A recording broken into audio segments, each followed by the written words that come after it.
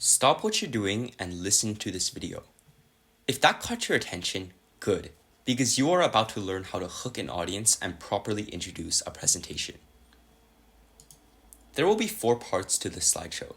Firstly, what are hooks? Secondly, why are hooks important? Thirdly, types of hooks, and finally, some final tips. So what are hooks? Hooks are a short blurb at the very start of a presentation. They serve 3 purposes.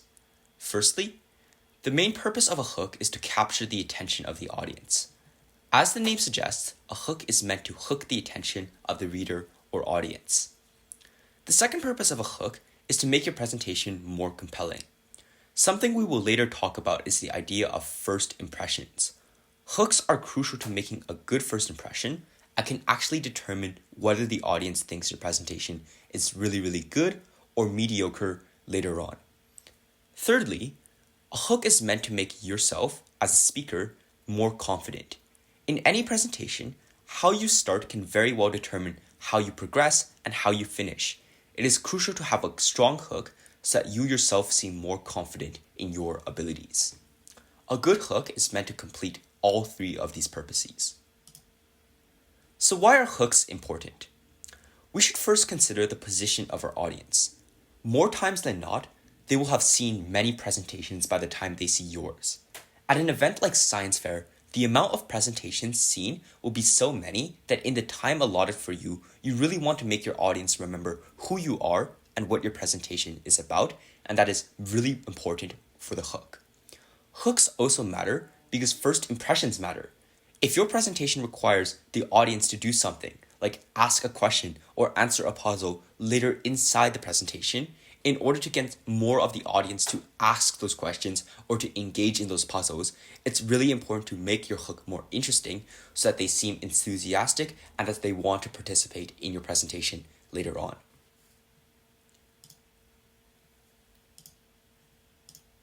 So, now let's discuss the types of hooks.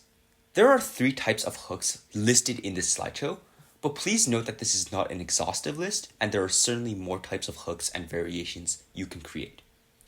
The first is to ask a rhetorical question, and this has always have to be related to your project in some way, and speakers should try to relate the question they ask to their speakers immediately after the project.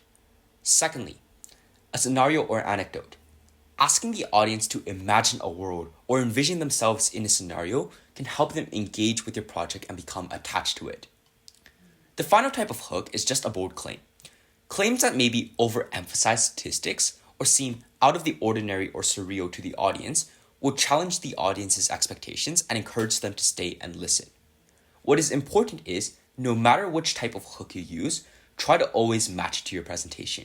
Always choose the hook best for you, such as if you're using a statistic, maybe try a bold claim rather than a scenario. Let's now delve into some final tips. Keep your hook short. If your hook is too long, the audience will become disengaged and slowly lose track of what you're saying. Make your hook simple, make it short. Secondly, always be as word efficient as possible. And if you want to practice your word efficiency, you should reference our first workshop on word efficiency so that you can develop the process of being word efficient. This connects to the previous tip. If you tend to go on tangents, if you stutter, if the audience cannot understand you, they will slowly lose focus and disengage with your presentation. The final tip is to always make your hook fun. Don't create a hook just so that you can easily connect it to your presentation. A good hook must prioritize engagement because first impressions matter. That is all for today, and good luck.